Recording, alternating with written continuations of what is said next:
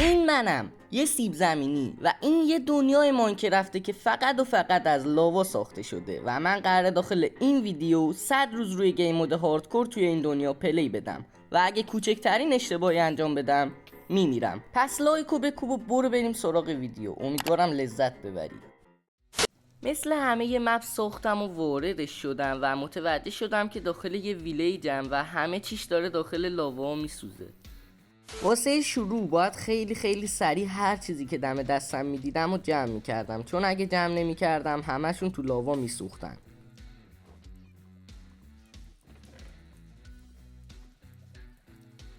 چند تا چوب زدم. چستای بعدی ویلیج رو لوت کردم. یه کلنگ و تبر چوبی هم ساختم و هر چی سید داخل ویلیج دیدم جمع کردم، چون منبع غذاییم بودن.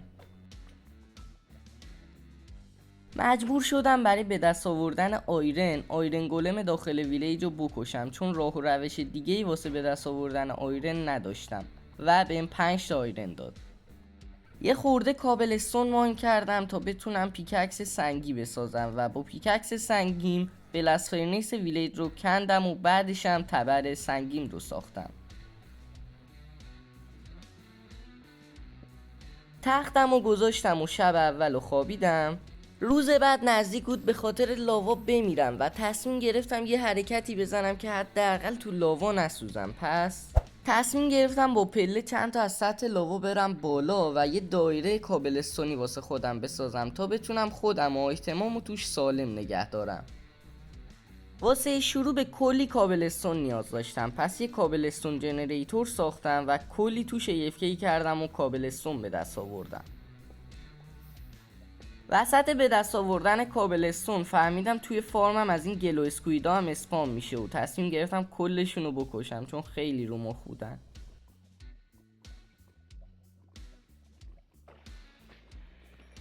با 6 استک کابلستون کلی اسلب ساختم و کلی پله و چند تا پله از سطح لاوا زدم و رفتم بالا و شروع کردم به ساخت دایره کابلستونی. اینم از دایرمون و الان باید وسطشو اسلب بذارم.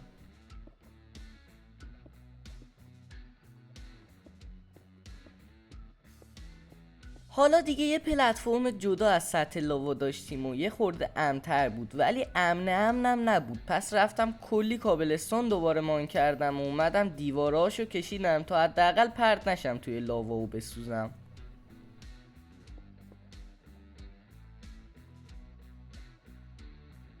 با آهنایی که داشتم رفتم یه قیچی ساختم و چند تا وول گوسفند زدم و تونستم یه کارپت بسازم و گذاشتم واسه راه رفت آمدم. چون که تقریبا 90% این پروژه قراره با ویلیجرها پیش بره، پس باید یه پلتفرم واسه اونا هم میساختم تا نسوزن. پس رفتم مثل همیشه کلی کابلستون ماین کردم و چند تا پله اضافه کردم و یه پلتفرم جدا واسه ویلیجرها هم ساختم.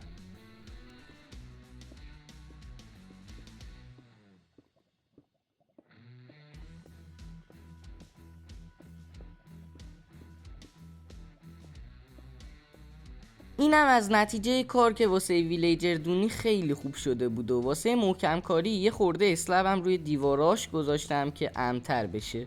هرچی بد دیدم آوردم گذاشتم تو ویلیجر دونیه و نوبت این بود که 2 تا ویلیجر بیارم. پس رفتم ویلیجر اول رو با بلستاینسی که داشتم کشوندم آوردم داخل پلتفرمم و ترپش کردم.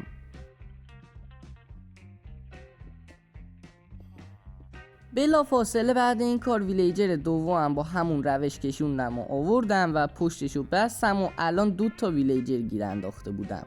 یه کامپوستر ساختم و جلوی یکی از ویلیجرها گذاشتم و متوجه شدم که نون میفروشه، ولی چون که امرالد نداشتم تصمیم گرفتم به ویلیجای کنارم برم تا شاید بتونم امرالد جور کنم. فکر میکردم اگه سطلاب بذارم و همینجوری تبدیل به obsidian کنم و برم جلو میتونم برم سمت ویلیج، ولی وقتی برگشتم متوجه شدم کلی اسلایم اسپان شده و منصرف شدم و تصمیم گرفتم یه خورده کابلستون ماین کنم و بتونم بریج بزنم برم سمت ویلیج و بعد چند دقیقه بریج زدن رسیدم به ویلیج و هر چی گشتم امرالد گیرم نیومد، ولی خب لوتای خوبی به دست آوردم و سریع برگشتم بیس.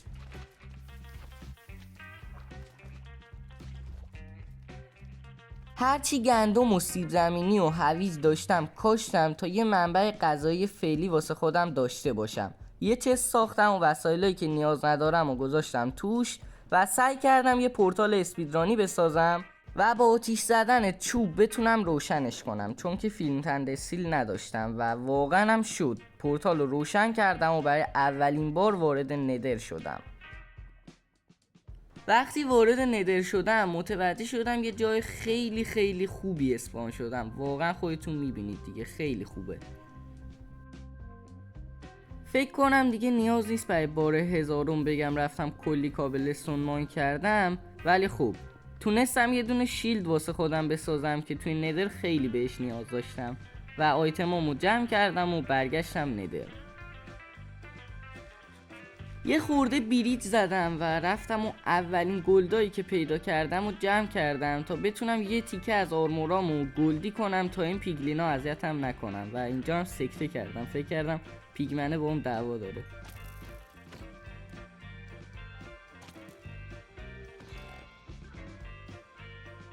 یه خورده از این چوبای کریمزون فارست رو جمع کردم و یه چکمه گلدی واسه خودم ساختم تا پیگلینا بهم حمله نکنن و رفتم و کلی گلد دیگه مان کردم و تبدیل به اینگاتشون کردم و تو تریدای اول با پیگلینا تونستم استیلینگ بگیرم که خیلی خوشحال شدم. با سرعت 220 کیلومتر بر ساعت برگشتم بیس و آیتمای ساخت استیلینگ دوپر رو آماده کردم.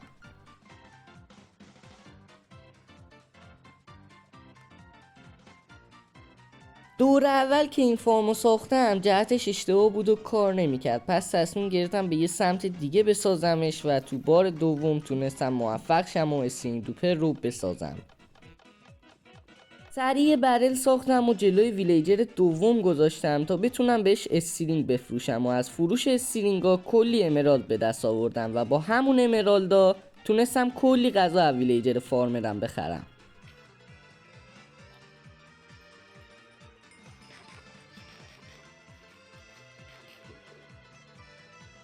یه استک از نونایی که داشتم هم ریختم تا ویلیجرها هم بیرید شن و کلی ویلیجر به دست بیارم و با همین ترفند استیلینگ فروختن باید یه عالمه امرالد به دست می آوردم.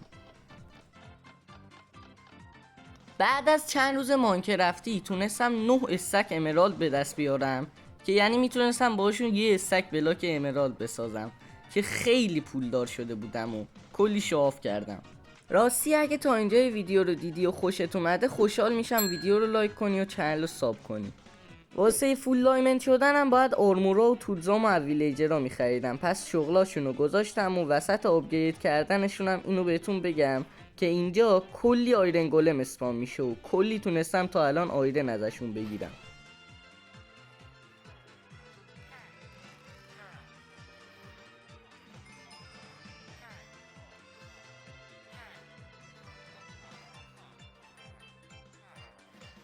بعد از چند دقیقه حدوداً 2 تا دابل چست باشون ترید کردم و تونستم آرمورا و تولزای دایمندیم رو ازشون بخرم و الان دیگه فول دایمند شده بودم.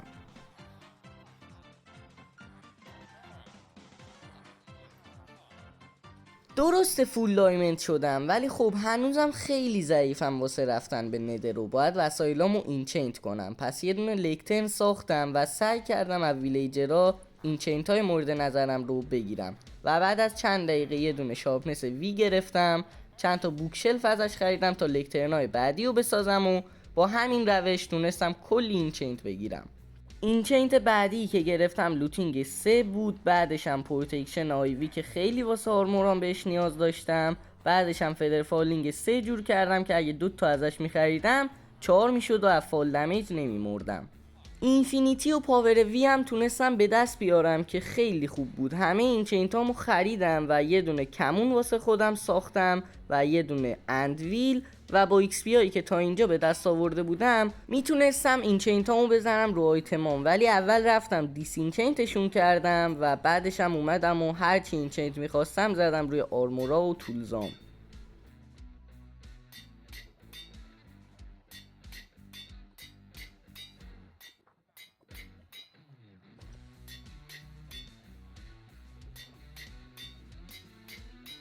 وسطای این چین زدنم یه خورده ایکس پی کم آوردم و رفتم با همون روش همیشگی کلی ایکس پی گرفتم و همه وسایلامو این چینت کردم و الان خیلی قوی شده بودم واسه رفتن به ندر. ولی خب الان غذام خیلی چرت و پرت بود، مثلا داشتم هنوز نون و پامکین پای میخوردم. پس رفتم ویلیجر فارمرم و مستر کردم و ازش تونستم گلدن کرت بخرم و بعد از چند دقیقه کل آیتمام آماده کردم و وارد ندر شدم. بعد از کلی گشتن داخل ندر بالاخره تونستم یه بسشن پیدا کنم و این خیلی خوب بود. وارد بسشن شدم و داخل یکی از دابل چستاش تونستم ندرایت آپگرید و کلی خیرت و پرت دیگه پیدا کنم.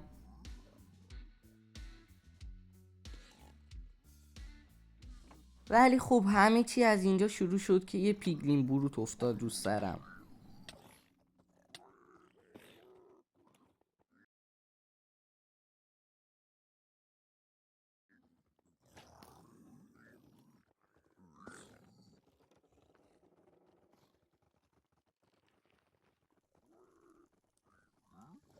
اینجا دیگه فکر کردم کل زندگیم تموم شده، ولی خب واقعا شانس آوردم. سری خودم رو رسوندم یه جا و دورم رو بلاک کردم و واقعا شانس آوردم.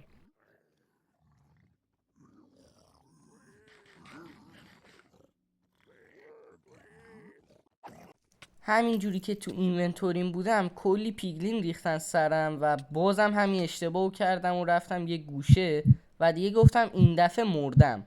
ولی خب بازم دویدم و به 1 HP رسیدم.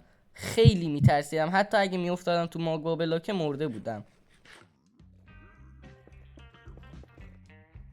از اونجایی که خیلی ترسیده بودم از بسیان خارج شدم و گشتم دنبال یه فورترس و وسط راه یه اسکلتون کشتم که تیر دراب کرد و الان میتونستم از تیر کمونم هم استفاده کنم و یه فورترس هم پیدا کردم و رفتم پیش بلیز اسپانر و کلی بلیز کشتم.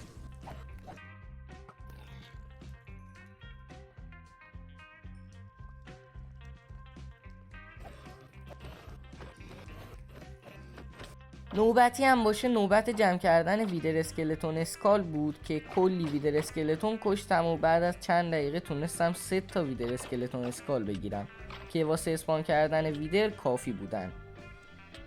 رفتم پیش پورتال و برگشتم اوورورلد. وقتی برگشتم اوورورلد متوجه شدم آرمورام دارن میشکنن و تصمیم گرفتم یه آنبرکینگ و مندینگ واسه آرمورا و وسایلام جور کنم.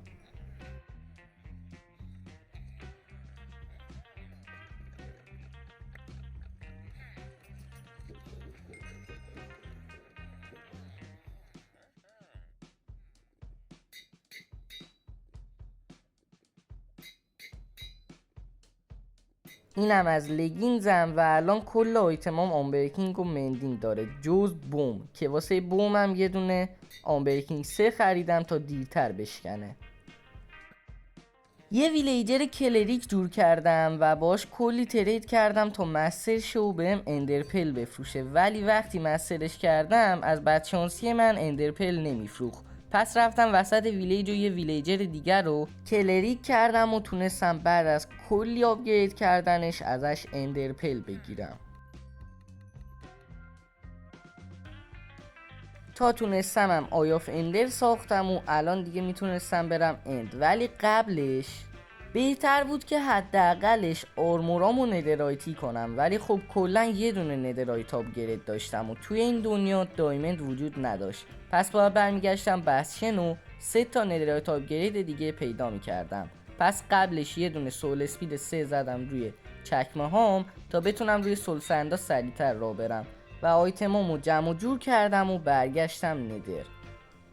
چون که بسشن قبلی و کامل لوت کرده بودم باید دنبال یه بسشن جدید میگشتم و بعد حدود 1 ساعت تونستم یه بسشن جدید پیدا کنم که خیلی از بسشن قبلی بزرگتر و بهتر بود و واردش شدم و هرچی گلد بلاک دیدم جمع کردم واسه ساخت ندرایتام و داخل یکی از چستاش تونستم 2 تا ندرایت آپگرید پیدا کنم که خیلی خوشحال شده بودم و الان کلا یکی دیگه میخواستم و رفتم و بازم گشتم.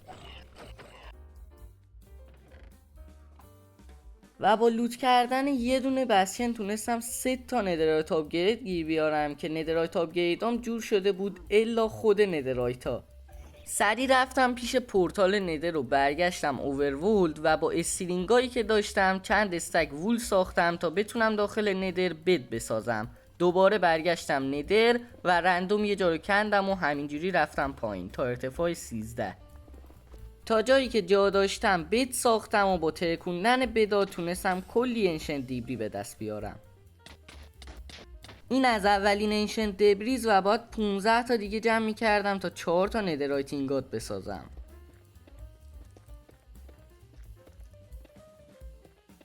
بعد از چندین ساعت با 17 تا انشنت دبری برگشتم اوورورلد و همشونو پختم و با گلدایی که تو بسشن به دست آورده بودم تبدیل به ندرایت اینگات کردم و زدم روی آرمورام و فول ندرایتی شدم.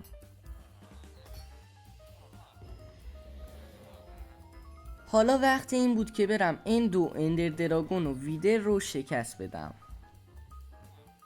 یه پیککس جدید واسه خودم خریدم و 2 تا پیککس قبلیم چون داشتن میشکستن ریختم دور تا تونستم وول ساختم تا بتونم بریج بزنم به سمت استرانکولد و اولین آی آف اندرم رو زدم و فهمیدم باید به همون سمت برم. پس شروع کردم به بریج زدن.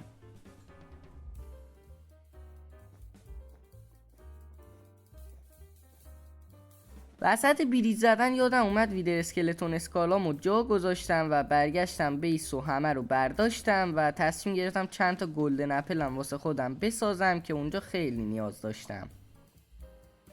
اینقدر که بریج زدم تقریبا 3 بار اینونتوری پر وولم تموم شد و واقعا الان نمیدونم چی بگم. بالاخره رسیدم به استرانکولد و بازم بریج زدم رفتم به سمت بالا، رسیدم به پورتال و اسپانر سیلور فیشا رو خراب کردم، پورتال رو تکمیل کردم و وارد اند شدم. نظرتون چیه که واسه هیجانی کردنش هر 2 تا باس بازی یعنی اندر دراگون و ویدر رو با هم شکست بدم؟ برو بریم تو کارش.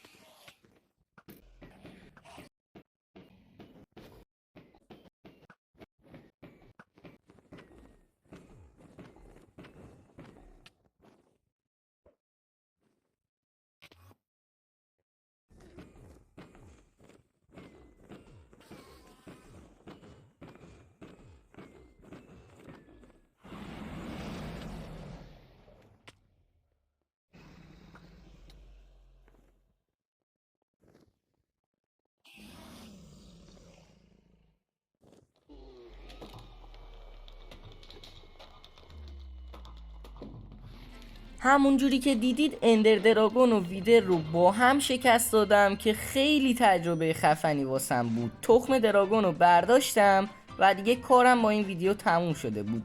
دم تک تکتون گرم که تا اینجای ویدیو همراه من بودید و اگه تا اینجای ویدیو رو دیدی و ویدیو رو لایک نکردی حتما این کار رو الان انجام بده. چنل رو هم ساب کن که از 100 روزای بعدی جا نمونی.